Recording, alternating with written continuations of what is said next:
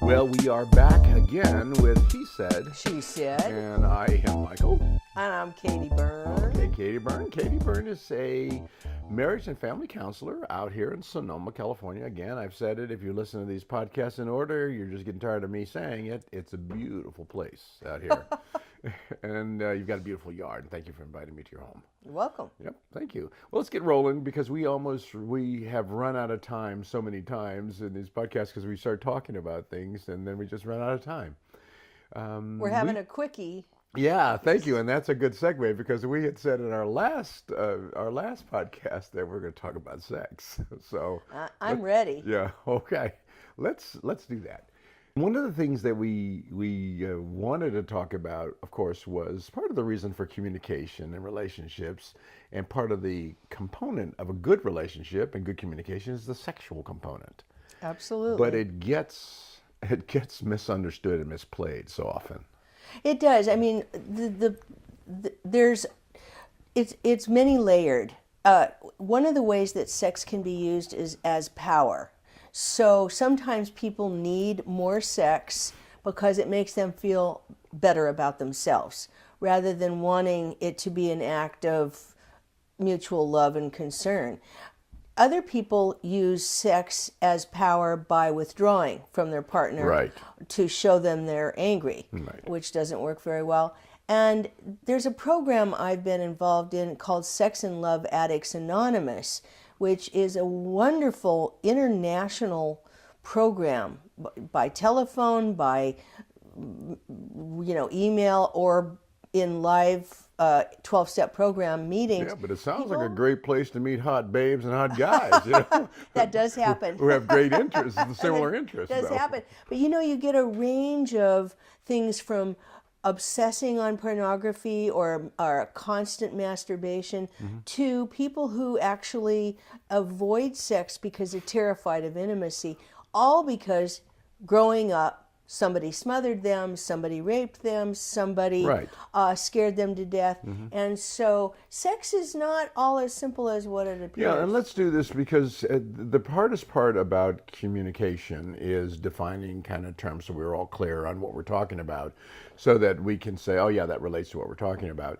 Sex is the intimate engagement between people of like or unlike genders. It's just the intimate engagement between two people. As simple as that.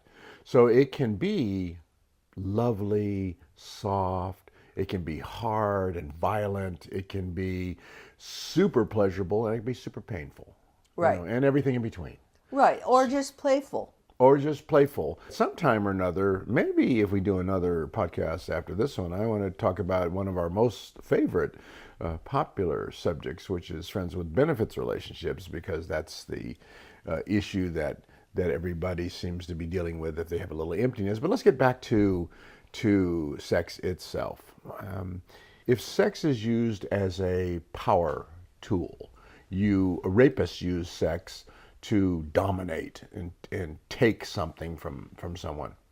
And I don't mean to stereotype, and I don't mean to speak for all rapists, and also don't mean to speak for all wives in stories where they'll withhold sex as a punishment for their husband not doing something that they want, not making them happy, not doing something like that. So not all, of course, but that can happen in a relationship, and very seldom happens from a man withholding it from women, because men. Let me ask you this. Right. Do you think that men are more addicted to sex than women are addicted to sex? I do. I mean, my personal experience of men, and I have 70 years, is that they grew up feeling that sex was a permissible way to get close to somebody, that they had permission to do that. They didn't have permission to say, you hurt my feelings. Absolutely. So they can have men believe that sex is a way to connect. It also is a way to feel power. Oh boy, now I'm somebody, you know. And I think women also have that, But more often you'll find, especially in Sex and Love Addicts Anonymous, women tend to have longing for attention and regard and being cherished. And men tend to, I mean, for instance, if I go on a date and I'm 70, the men in my age group are bringing up sex right away. Wow. And wow. I'm like, really? A Wow. first date? Yeah. I mean, at 70?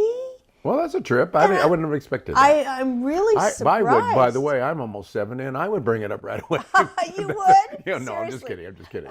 I'm thinking about it all the time. You might need Viagra, but anyway. Yeah, I'm thinking about it all you're the gonna time. bring it You up. don't know that. Don't be making that assumption. I mean, the last guy was like, well, can we kiss? And I said, well, it's been an hour. Into the Can date. we, yeah. Oh, that's amazing. I'm surprised at that. So I do think that that's a rule. I think it's a generalization.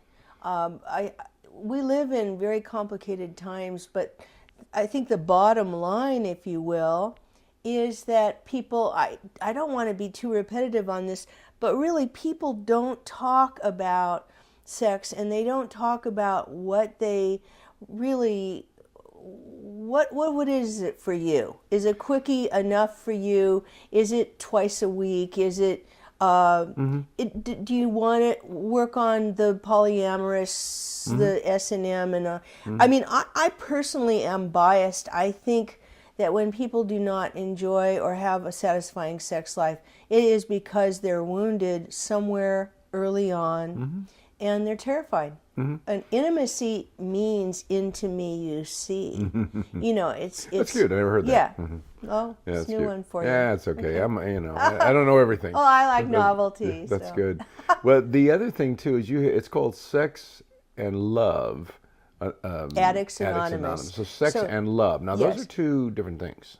Well, so SLA is Sex and Love Addicts Anonymous, and I'm not a speaker for the group, Sure. but I think I really highly recommend doing some reading and doing some listening to it if in your life, in anybody's life, sex is confusing. Okay. So, but my point is that sex and love are two different things. They're usually put together. You're in love with someone, you have sex with them.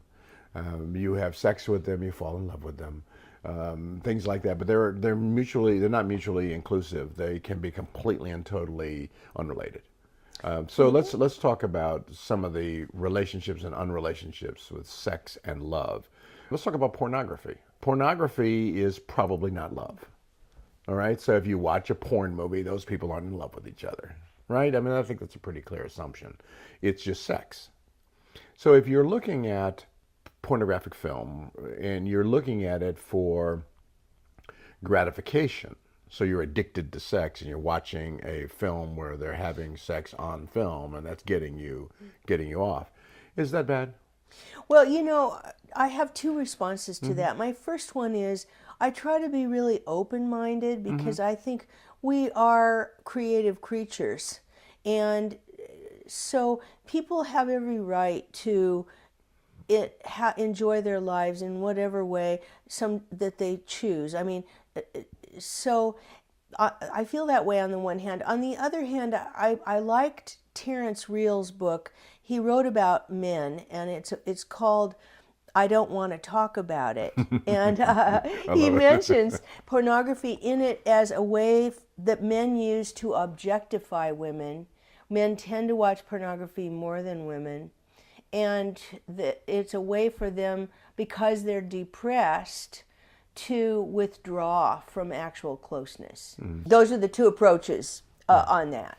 Okay, and I get that. And here's the thing: I want to get it out of the clinical academic world where we're talking about the concept and philosophy of it, and get it down into practical reality.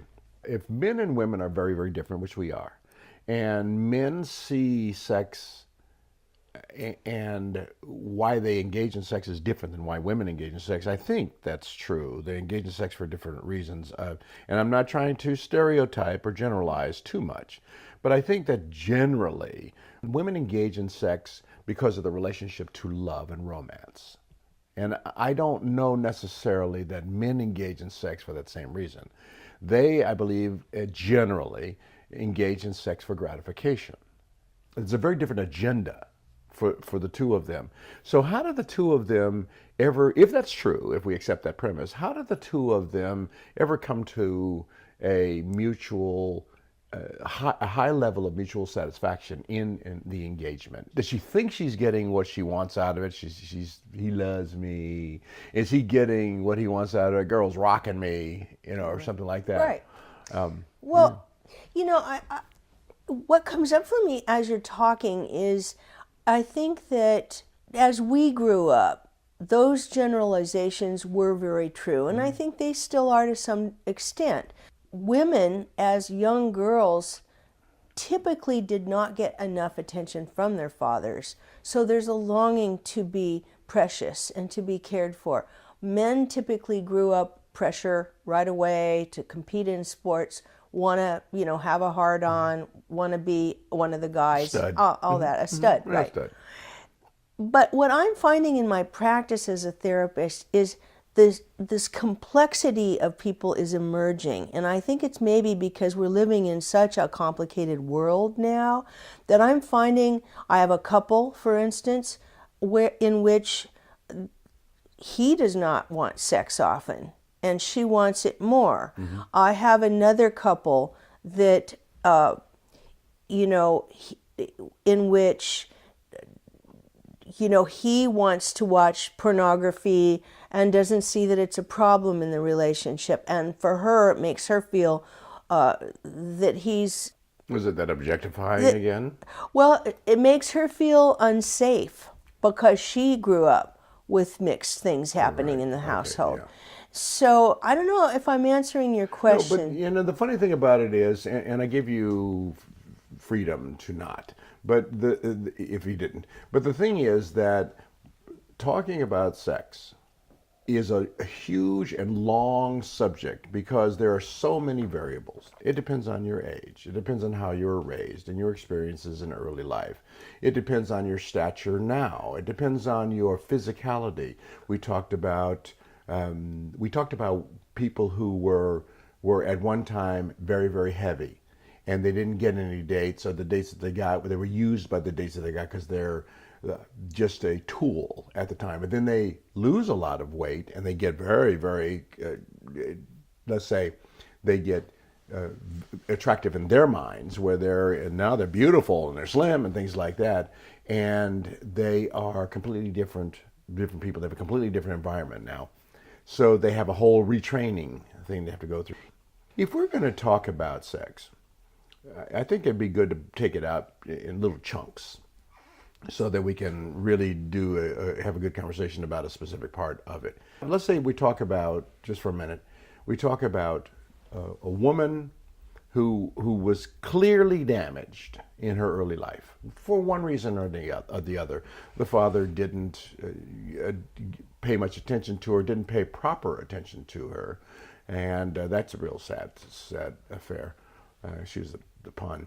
But it's then if you have a young lady who goes out and she's a wallflower or so, and she gets used as a tool by some kid who's trying to get his first, and that's not all that fulfilling. Right. And so you have all those early experiences. You go out on a date, you're having fun with your friends, you get a little drunk, you end up waking up in some guy's bed, and there's 3 other guys in the other room who were also in that bed earlier. You didn't know it. That kind of thing. How does a person like that turn things back around and stabilize and have a, not normal, but a successful and pleasant life after all that negativity? How do you turn that around? I think it's a really good question, and I'm just going to digress 1 second to say something so that I don't forget. When you talked about larger women and smaller women and feeling sexy, I just want to say I know some very large women who are overweight by our standards, who have tremendous sex lives. Oh, sure. So, but I think it's important because women, I think, feel like we have to make ourselves small, literally, to be accepted in this world. And whether it's physically small or small in a conversation, it's not satisfying for women. We want to have our power. We want to be our full selves. But that's a digression. So to your question, I want to say how people heal. We're in a world where sex is probably one of the most fascinating topics there is, right? You can go anywhere tonight and you just bring up just say sex, and everybody will laugh. Everybody will giggle. Everybody will wake up. People find the subject fascinating. But I'm going to go back to something we touched on earlier. People do not talk about it. Okay, let's